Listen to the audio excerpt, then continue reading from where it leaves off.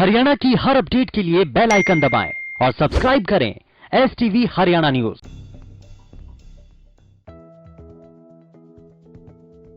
Cancer शरीर में कहीं पर भी हो बेहद खतरनाक होता है और कहते हैं कि कैंसर अगर समय रहते डायग्नोस हो जाए तो कैंसर का इलाज काफी हद तक कारगर साबित होता है। अगर हम बात करें महिलाओं में होने वाले गायनेकोलॉजिक कैंसर की, तो आज के मॉडर्न साइंस के दौर में रोबोटिक सर्जरी का कैंसर क्योर में बड़ा योगदान है। फोर्टिस हॉस्पिटल गुरुग्राम की गायनी कैंसर और रोबोटिक सर्जरी डिपार्टमेंट की हेड डॉक्टर रमा जोशी की माने तो कैंसर को ठीक करने में रोबोटिक सर्जरी ने करिश्माई रिजल्ट्स दिए हैं।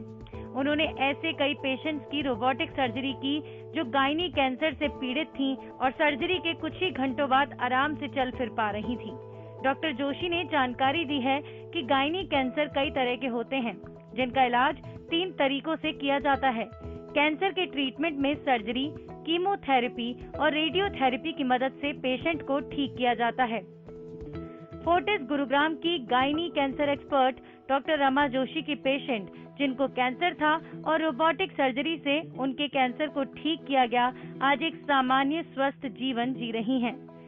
हम फुल संतुष्ट हैं उनके ट्रीटमेंट से और बहुत खुश हैं और हमको दूसरे दिन ही पूरा खाना मिल गया था यहाँ अस्पताल से, कोई प्रॉब्लम नहीं हुई। सर्जरी के बाद 5 घंटे बाद चला दिया था डॉक्टर ने और चल के ही मतलब अपना सब कुछ करने लगे थे थोड़ा। डॉक्टर साहब को मैं बहुत बहुत धन्यवाद देती हूँ कि भगवान के रूप में इन्होंने मेरा ऑपरेशन किया, बहुत अच्छा लगा। डॉक्टर जोशी की माने तो कैंसर कैसा भी हो, वक्त रहते डायग्नोस होना बहुत जरूरी है। इसलिए कोविड के दौर में डॉक्टर जोशी की राय है कि अगर कोई भी कैंसर के सिम्टम महसूस करता है तो उसे बिना देर किए डॉक्टर की सलाह ले लेनी चाहिए ताकि समय पर इलाज हो सके।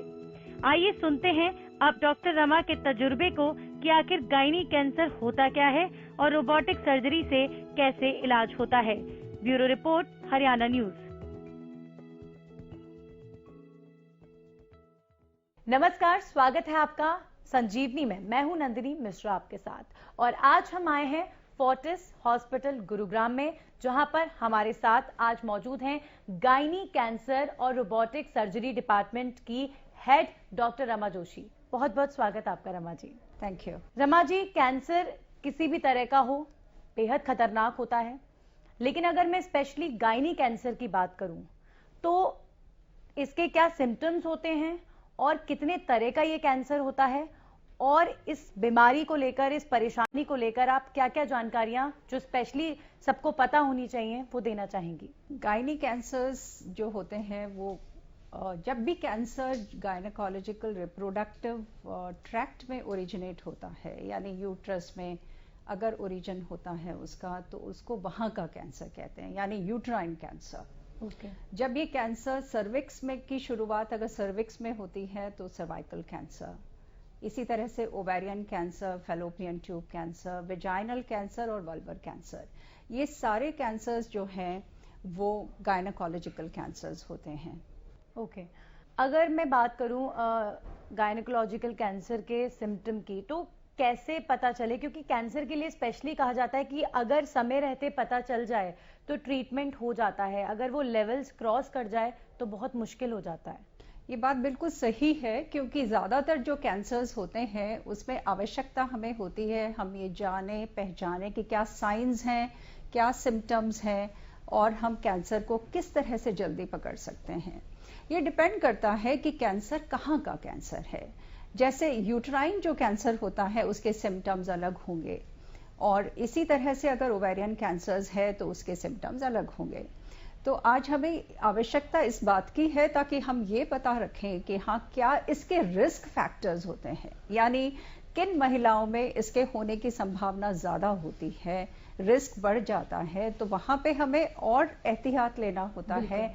और महिला ये देखती है कि हाँ, अगर सिम्टम्स हैं, अगर उनके बारे में ध्यान रखती है या अवेयर होते हैं, तो वो अपना चेकअप और डायग्नोसिस जल्दी करवा सकती हैं। और अगर कैंसर का डायग्नोसिस आरंभिक अवस्थाओं में हो जाता है, इनिशियल स्टेजेस में हो जाता है, तो इससे क्योर रेट जो है वो बिल्कुल। काफी बढ़ जाती है। मैं आपसे आगे ये भी जानना चाहूंगी कि फोर्टिस हॉस्पिटल में स्पेशली अगर हम गायनी कैंसर के ट्रीटमेंट की बात करें तो किस तरह का ट्रीटमेंट यहाँ पर है और क्या क्या फैसिलिटीज है, उस बारे में हम आगे बात करेंगे। लेकिन अभी चूंकि कोविड का दौर है और समय की आप बात कर रहे हैं कि टाइम बहुत इंपॉर्टेंट होता है, यानी कि अगर आपको इतनी गंभीर समस्या है और वो समय पर पता नहीं चलती है तो वो जानलेवा साबित होती है। और आज के इस दौर में, कोविड के दौर में रमा जी, पेशेंट्स डर रहे हैं हॉस्पिटल जाने में, पेशेंट्स अपनी बीमारियों में इलाज के लिए डिले कर रहे हैं क्योंकि वो कोविड से डर रहे हैं। ऐसे में क्या मैसेज आप इन तमाम पेशेंट्स को, तमाम लोगों को देना चाहेंगे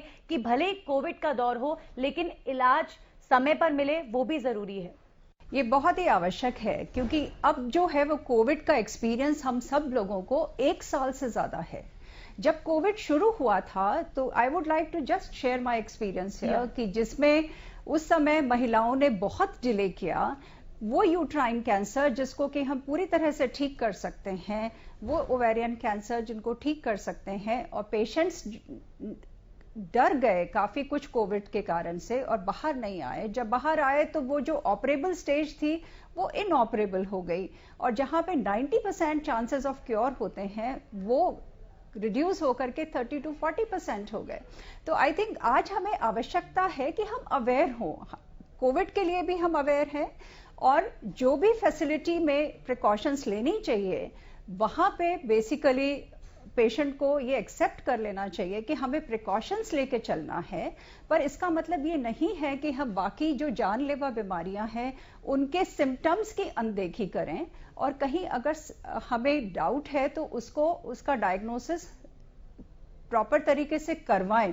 ये एक फीलिंग होनी चाहिए हर पेशेंट की। जैसे हमारे फोर्टिस हॉस्पिटल में पिछले पूरे कोविड के दौर में भी हमारा पूरा यहाँ पे जो भी पेशेंट्स का मैनेजमेंट होता है, कैंसर पेशेंट्स का, वो बिल्कुल प्रॉपर मैनेजमेंट हुआ है। और उसमें डायग्नोसिस से लेके कि जहाँ पे भी जल्दी डायग्नोसिस है किस तरह की सर्जरी होनी चाहिए, क्योंकि इन कैंसर्स की जो सर्जरी होती है वो भी एक स्पेशल सर्जरी होती है। उसमें हम पूरी तरह से प्रिकॉशंस लेते हैं कि कैसे हम बेस्ट मैनेज करें ताकि पेशेंट को कोविड जो है उसका रिस्क मिनिमाइज हो जाए और साथ में हमारा पूरी तरह से सर्जरी प्रॉपर तरीके से हो। क्या वाकई कैंसर का ट्रीटमेंट ऐसा है कि आपने यहाँ सर्जरी की और दूसरे दिन पेशेंट अपने घर पहुंच जाए? ये बिल्कुल ये संभव है और हमारा एक्सपीरियंस इसमें काफी ज्यादा है। पिछले ऑलमोस्ट 6 इयर्स से हम डेडिकेटेड सेंटर है ये robotic surgery and specially gynaecological जो कैंसर्स होते हैं बहुत आरंभिक अवस्थाओं में, हमारा केस सिलेक्शन इसमें बहुत इंपॉर्टेंट होता है। हम वहीं पे ये सर्जरी करते हैं और जितनी भी एक्सटेंसिव सर्जरी ये होती है, पेशेंट जिस दिन सर्जरी होती है उसके दूसरे दिन पेशेंट मॉर्निंग में ब्रेकफास्ट ले लेता है and patient is ready to leave the hospital. और इसलिए हम मिनिमाइज कर सकते हैं स्टे को, giving them the quality of life कि उनको बहुत लंबे छुट्टी जो है वो नहीं लेनी पड़ेगी। और उनका जो इंसिजन रिलेटेड प्रॉब्लम्स होती हैं, जो लंबे इंसिजन्स होते हैं गायनोकोलॉजिकल कैंसर की सर्जरी के लिए, उनको हम मिनिमाइज कर सकते हैं। और जो जनरली हमारे पेशेंट्स होते हैं वो अपना जहाँ पे भी जॉब करते हैं वो भी ज्वाइन कर लेते हैं, यूजुअली अबाउट से 10 से 14 दिन के अंदर अंदर। तो यानी एडवांसमेंट, मैं ये बताना चाहूंगी कि एडवांसमेंट आज की तारीख में काफी है, पर वो जो फैसिलिटीज हैं ओनली फ्यू सेंटर्स में है। हमारा जो सेंटर है दिस इज डेडिकेटेड सेंटर है जहां पे गायनोकोलॉजिकल कैंसर का एक डिपार्टमेंट है, department of gynae oncology and robotic surgery. तो जहां हम उन महिलाओं को जिनमें भी डाउट है हमें कैंसर के बारे में, वहां उनका पूरी तरह से डायग्नोसिस होता है। आरंभिक अवस्थाओं में डायग्नोसिस के लिए हम एम्फसाइज करते हैं। सिम्टम्स क्या होते हैं इसके जो जैसे यूट्राइन कैंसर की बात करूं अगर मैं, क्योंकि यूट्राइन कैंसर एक ऐसा कैंसर है जिसकी यूट्राइन कैंसर, ओवेरियन कैंसर, इनकी जो समस्या है वो हमारे देश में बढ़ती चली जा रही है।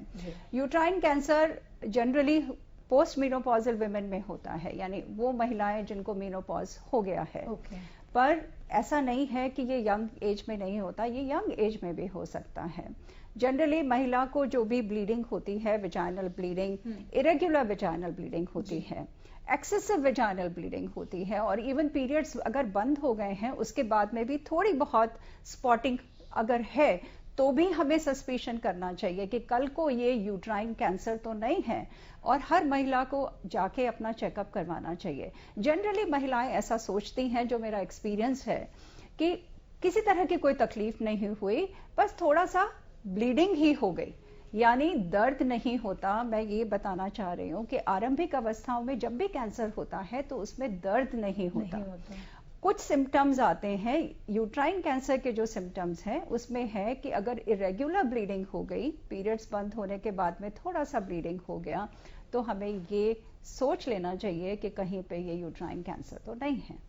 उसी तरह से अगर ओवेरियन कैंसर जो है उसके सिम्टम्स होते हैं, जनरली कोई एक स्पेसिफिक सिम्टम नहीं होता, बट जो कॉमनली देखे गए हैं सिम्टम्स, वो उन सिम्टम्स में कि महिला को ऐसा लगता है कि कम खाने की इच्छा होती है, थोड़ा सा भी वो नॉर्मल खाना जो खाती थी वो अब खा रही है, तो ऐसा लगता है कि पेट बहुत जो है फूल गया है, और उसको डिस्पेप्सिया जिसको कहते हैं कि खाना अब पाचन शक्ति जो है उसको लगता है कि मैं खाना पचा नहीं पा रही हूँ, तो जनरली वो जीआईज फिजिशियंस के पास में पहुंचती हैं, और जब अल्ट्रासाउंड होता है तो पता लगता है कि ओवेरियन मास है। इसके अलावा जैसे एब्डोमेन में डिस्टेंशन है, मतलब एब्डोमेन अगर फूल जाता है या एब्डोमेन में पानी आ जाता है, तो ये काफी एडवांस स्टेज होती है, उसमें ये सारे सिम्टम्स आते हैं। क्योंकि abdomen is taken as Pandora's box, यानी प्रेगनेंसी जो है जब भी महिला धारण करती है तो नेचुरली दैट ग्रोज इनसाइड। उसी तरह से अगर ट्यूमर छोटा सा है तो हमें पता ही नहीं चलेगा जब तक कि हम उसका चेकअप नहीं करवाएंगे। तो इसका डायग्नोसिस आरंभिक अवस्थाओं में किस तरीके से डायग्नोस, यहाँ मैं फोर्टिस हॉस्पिटल की बात करूं तो जब गायनी कैंसर को आपको डायग्नोस करना होता है तो क्या क्या टेस्ट यहाँ पर अवेलेबल हैं, क्या क्या टेस्ट आप सजेस्ट करती हैं? और एक क्वेश्चन और मेरा, ट्यूमर जब कहीं गांठ होती है वजाइनल एरिया में या इस तरह का कुछ, तो क्या टेस्ट ऐसा आप लोग सजेस्ट करते हैं कि ये डायग्नोज हो जाए कि वो कहीं कैंसर तो नहीं? क्योंकि कई बार ऐसे केसेस में हमने सुना है, कई खबरें हम देखते हैं कि पता नहीं चल पाता कि वो कैंसर था और सर्जरी होने के बाद पता चलता है। बिल्कुल सही बात है। जैसे ओवेरियन कैंसर में जब भी आरंभिक अवस्थाओं में होता है तो पेशेंट प्रेजेंट करता है ओवेरियन मास लेके। जैसे अल्ट्रासाउंड की एक फैसिलिटी ऐसी है जो कोई भी महिला अगर अपना अल्ट्रासाउंड करवाती है तो पता चल जाता है कि हाँ ओवरी में ट्यूमर है। अब ये ट्यूमर है कैसा, इसका डायग्नोज करना बहुत जरूरी है। जो ट्यूमर है कई बार ऐसा होता है फंक्शनल होता है, उसमें कोई विशेष प्रॉब्लम नहीं होती, पर उसका एक्चुअली डिफरेंशिएशन करना बहुत जरूरी होता है कि कल को कैंसर तो नहीं है। तो जो कॉम्प्लेक्स ओवेरियन मास होता है जिसका डायग्नोसिस अल्ट्रासाउंड पे होता है उसको हम सस्पिशन से लेते हैं। और हमारे यहाँ पे ये सुविधा उपलब्ध है जिसमें कि हम ड्यूरिंग सर्जरी जब भी हम मास को निकालते हैं तो हम फ्रोजन सेक्शन करवा के पता करते हैं, डायग्नोसिस कंफर्म करते हैं कि इसमें कैंसर है कि नहीं है, जब आरंभिक अवस्था में होता है। और उसी के हिसाब से फिर हम इनकी सर्जरी जो है वो पूरी करते हैं, क्योंकि कैंसर की जो सर्जरी होती है उसमें पता करना पड़ता है कि कैंसर लोकली कहीं स्प्रेड तो नहीं करा या किसी रीजन में स्प्रेड तो नहीं किया। इसलिए जो सर्जरी होती है वो इन सब एरियाज को एड्रेस करती है ताकि स्टेज पता चले और स्टेज के हिसाब से फिर हम उसका इलाज करते हैं। यहाँ पे हमारा multi disciplinary you can say the management of the cancer है, यानी डिफरेंट स्पेशलिस्ट हमारे साथ होते हैं। जैसे जो भी गायनी कैंसर्स के होते हैं, डायग्नोसिस होता है, उसके बाद में हम स्टेज करते हैं पेशेंट को और उसका एक डिस्कशन होता है मल्टी डिसिप्लिनरी ट्यूमर बोर्ड में, जिसमें हमारे साथ मेडिकल ऑन्कोलॉजिस्ट होते हैं, रेडिएशन ऑन्कोलॉजिस्ट होते हैं, ऑन्कोपैथोलॉजिस्ट होते हैं और इवन न्यूक्लियर मेडिसिन स्पेशलिस्ट होते हैं, ताकि हम सब मिलकर ये डिसाइड करते हैं कि महिला को किस तरह से हम बेस्ट सर्वाइवल दे सकते हैं और किस तरह से हम बेस्ट क्वालिटी ऑफ लाइफ दे सकते हैं। ये सारी सुविधा यहाँ पे है। इसके अलावा एक ऑन्कोपैथोलॉजी यानी जिसमें कि हम बायोप्सी की जांच करते हैं, वो भी एक बहुत इम्पॉर्टेंट इशू होता है डायग्नोसिस के लिए। जी रोबोटिक सर्जरी की आप बात कर रहे हैं बार बार। गायनी कैंसर के ट्रीटमेंट में रोबोटिक सर्जरी का बड़ा योगदान होता है, तो रोबोटिक सर्जरी को लेकर आप क्या बताना चाहेंगे, किस तरीके से इसे आम भाषा में समझा जाए? रोबोटिक सर्जरी जैसे ही नाम कोई सुनता है तो कुछ मेरे पेशेंट्स ने मेरे से पूछा क्या ये सर्जरी रोबोट करता है, जी। तो ये सर्जरी रोबोट नहीं करता। ये एक तरह से कुछ इंस्ट्रूमेंट्स होते हैं, ये एक टेक्नोलॉजी है जिसमें जो भी इंस्ट्रूमेंटेशन जिससे हम सर्जरी करते हैं वो करता तो सर्जन ही है। जैसे suppose I am a robotic surgeon, so I am doing the surgery, nobody else is doing the surgery, but I am using the instruments. ये जो इंस्ट्रूमेंट्स हैं ये एक बहुत छोटे से इंसिजन के द्वारा, यानी इंसिजन से टारगेटेड एरिया में पहुंचते हैं और उसमें एक रोबोटिक इंटरफेस होता है, यानी very precision movements and we can control each and every area of surgery precisely. और उससे क्या होता है कि जो छोटे छोटे से इंसिजन्स हैं उनसे प्रिसीजन के साथ सर्जरी होती है, मिनिमम ब्लड लॉस होता है, पेशेंट को ब्लड ट्रांसफ्यूजन नहीं होता और उससे जो रिकवरी है वो बहुत जल्दी हो जाती है। हार्डली पेन जो है वो, दर्द भी बहुत कम होता है, दर्द की दवाई भी पेशेंट को बहुत कम लेनी पड़ती है। तो ये इसकी बहुत बड़े एडवांटेज है। और लगातार हम मौजूद हैं फोर्टिस हॉस्पिटल गुरुग्राम में और यहाँ की गायनी कैंसर और रोबोटिक सर्जरी की जो हेड हैं डॉक्टर रमा जोशी लगातार हमारे साथ बनी हुई हैं। एक बार फिर से आपका स्वागत है रमा जी। Thank you. लगातार हम गायनी कैंसर के बारे में डिस्कस कर रहे हैं और जो मेरा सवाल है आपसे वो आपके एक्सपीरियंस से जुड़ा हुआ है। फोर्टिस हॉस्पिटल में आपने कई तरह के सेंसिटिव केसेस के साथ डील किया हुआ है, ऐसे में कुछ केसेस, कुछ सेंसिटिव केसेस जो आप शेयर करना चाहें अपना एक्सपीरियंस हमारे साथ। Thank you. आई थिंक ये फोर्टिस हॉस्पिटल गुरुग्राम में जो department of gynae oncology and robotic surgery है इज अ डेडिकेटेड डिपार्टमेंट। यहाँ पे उन महिलाओं का इलाज होता है जहाँ पे किसी को डाउट है या जहाँ पे हमें सस्पिशन होता है कि गायनी कैंसर्स हो सकते हैं। दूसरा, गायनी कैंसर्स का अर्ली डायग्नोसिस और हम पूरी तरह से पेशेंट का इलाज किस तरह से करें ताकि हम पेशेंट्स को बेस्ट सर्वाइवल देते हैं along with the quality of life. हमने जो भी एडवांसेस हैं, ट्रीटमेंट एडवांसेस, उन सबको इनकॉर्पोरेट करते हैं जब कभी भी गायनाकोलॉजिकल कैंसर्स का ट्रीटमेंट होता है। यहाँ पे कुछ चीजें मैं आपसे शेयर करना चाहूंगी। जैसा आपने बताया कुछ एक्सपीरियंसेस, स्पेशली ये केसेस काफी डिफिकल्ट होते हैं और जितनी भी सर्जरीज होती हैं वो काफी कॉम्प्लेक्स होती हैं, इसीलिए जरूरी होता है कि हम एक स्पेशलिस्ट के द्वारा सर्जरी करें। और इसका international guidelines and as well as जो भी हमारा स्टैंडर्ड ऑफ केयर है वो ये कहता है कि महिला को हम बेस्ट सर्वाइवल रिजल्ट्स दे सकते हैं with a good quality of life अगर इन महिलाओं का इलाज एक गायनी ऑन्कोलॉजिस्ट यानी गायनी कैंसर स्पेशलिस्ट के द्वारा होता है। तो इसी संदर्भ में कुछ पेशेंट्स ऐसे हैं जैसे